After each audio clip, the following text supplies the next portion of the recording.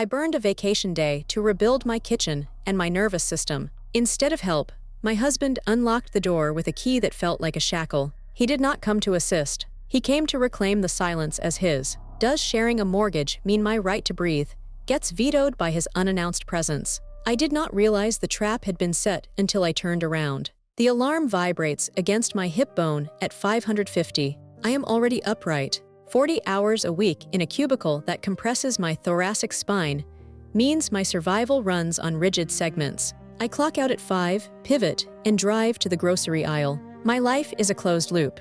The kitchen counters get wiped. The laundry cycles. Sunday deep cleans leave my forearms aching from scrubbing baseboards with a worn toothbrush. He never touches a sponge. He just sinks into his armchair, legs sprawled, expecting the domestic machinery to run itself. I thought exhaustion was the price of keeping the roof. I was wrong. I stopped waiting for the loop to break and started forcing the break myself. I filed a PTO request without logging it on the shared calendar. No calendar invites, no morning briefings, just me, a pot of black coffee, and 6 empty hours. I needed to feel solid again. The cabinets had been sagging for months, their cheap veneer peeling back from particle board. I cleared the island, laid out my tools, and lined them up by size. Phillips head, flathead, level, wood shims. The weight of the drill in my palm felt like a promise. I clamped on my headphones. Bass-heavy tracks thumped through the ear cups. For the first time in years, the rhythm of the house matched my pulse. The deadbolt slid open at 7:40 a.m. Not a knock, not a warning, just the casual, heavy scrape of brass on metal. I froze, screwdriver pressed against my thigh. Footsteps echoed down the hall, unhurried. He dropped his keys onto the console table. The metal clatter hit my teeth. He did not ask why my car was in the driveway. He just leaned against the bedroom frame, shoulders relaxed, grinning like he had planned a surprise. Took the day off, he said, voice light, completely ignoring the sawdust on my sleeves. Figured I would come home early and relax. My throat tightened. I swallowed. The air in the room grew dense, pressing against my eardrums. I turned back to the counter, pretending to organize screws. My fingers fumbled. The plastic caps scattered. He walked past me, thumb already working his phone, and clicked on the living room TV. The screen flared to life. Volume cranked. A morning host laugh cut through my music. I muted the speaker. The silence I craved did not return. It was replaced by canned applause and the hollow drone of infomercials bleeding through the drywall. I stepped into the hallway. I am trying to focus, I said. My voice fractured on the third syllable. He did not turn, just kept scrolling. You will finish when you are done, he muttered. The dismissal landed flat. Heavy. Final. 20 minutes later, he reappeared in the doorway. Stood exactly where I needed to step. Making lunch, he asked. I kept sanding. The paper caught a splinter, tore, and shredded against my knuckle. I am working, I said, not looking up. A long exhale dragged through his teeth. Sharp.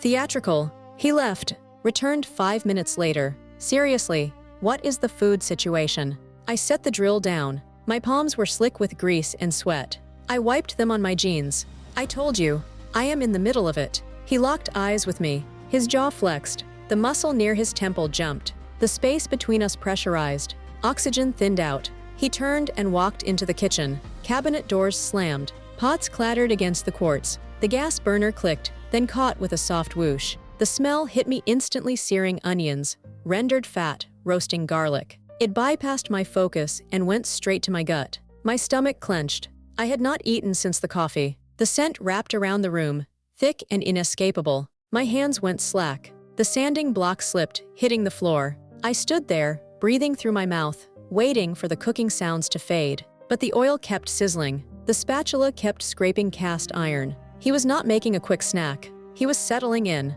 treating the island like a personal booth. I picked up the drill again, set it down, picked it up. The metal felt alien in my grip. I walked into the living room and collapsed onto the sofa. The cushions swallowed my posture. I unlocked my phone. Blue light washed over my face. My thumb scrolled. TikTok dances, algorithmic recipes, weather maps, nothing registered. Out of my peripheral vision, I watched his head tilt back against the recliner. Eyes shut, mouth parted, breathing even and slow. He was asleep. I sat rigid, hands flat on my thighs, staring at the half-ripped cabinet doors across the hall. Exposed wood, rusty hinges. The project was dead. The clarity did not hit me like a shock. It seeped in, cold, inevitable. I watched his chest rise and fall. He was not resting. He was occupying. He had shifted the room's center of gravity without lifting a finger, forcing my posture to curve around his comfort. I tried to stand. My calves felt numb, heavy. I thought about walking back, grabbing the level, driving one screw, just to prove I had not wasted the day. But the atmosphere had soured. Every breath felt like I was pulling air from a shared filter. His presence was gravitational, expecting my movements to sink back to his schedule. I sank deeper into the cushions. Scrolled. The screen blurred. I mapped it out in real time. This was not a bad day. It was a blueprint. He frames unannounced returns as intimacy, but the output is a slow demolition of my capacity. Every dropped key, every raised TV volume, every casual question about food while I am holding tools. It is a brick pried from the foundation of my autonomy. I rehearsed the words I needed to say. I need the house empty today. Please leave. But I already knew the script he would follow. The crossed arms, the heavy sigh, the accusation that I was treating him like a guest in his own house. The lock was not on the door. It was in the routine. Marriage was not a partnership of equal access here. It was a hierarchy. My mental bandwidth was treated as disposable collateral for his right to occupy space. His comfort automatically overrode my recovery. I stopped fighting the geometry of it. I let the truth settle into my ribs. The torn hinges, the scattered shims, the cold drill, they were not unfinished projects. They were receipts, proof I had been trading slices of my focus for crumbs of approval in a house I fund. I scrub, I bleed into. I closed my eyes. Grease still clung to the drapes. I dragged my thumb along the sofa seam. I wanted to bolt, grab my keys, prove I still held a lever. Instead, I stayed. I opened a blank memo, typed nothing at first, just stared at the blinking cursor. I did not need witnesses. I needed documentation. A map of the cage so I would never pretend it was just bad luck. Tomorrow, I will shower. I will drive the commute. I will pick up takeout at 5. I will smile. I will say nothing, but I will archive this exact hour. Next time I pull a day off, I will not ask for space. I will secure it. Hello, I am Dr. Julian Reed. What we are observing is a clinical pattern I term passive entitlement boundary violation. It lacks overt hostility, which makes it nearly impossible to confront without sounding paranoid. He enters her space on her designated recovery day not with malice, but with an unexamined baseline assumption his desire for proximity and convenience inherently outweighs her documented need for solitude. When she asserts a boundary, he does not explode. He sighs.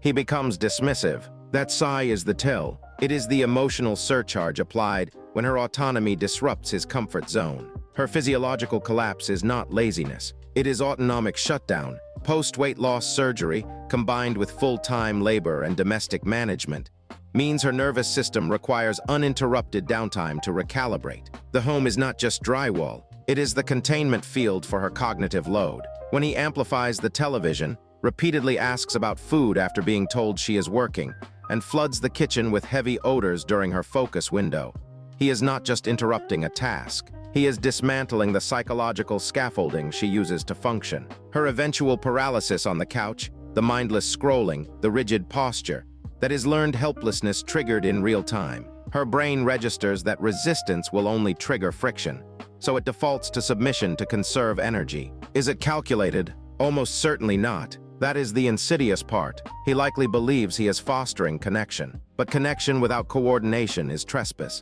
Presence without consent is occupation. His obliviousness is not innocence. It is structural privilege, the quiet confidence that his baseline sets the household thermostat. Her anger is not at the mess. It is the grief of recognizing her primary shelter has become the site of her confinement, which forces a critical boundary question for any cohabitating dynamic in a shared space. Does planned solitude trump spontaneous presence? If the default is always for the planner to yield to the spontaneous, what calcifies? Not just resentment, but identity. When you feel cornered in your own living room, the architecture is not the problem. The unspoken lease is.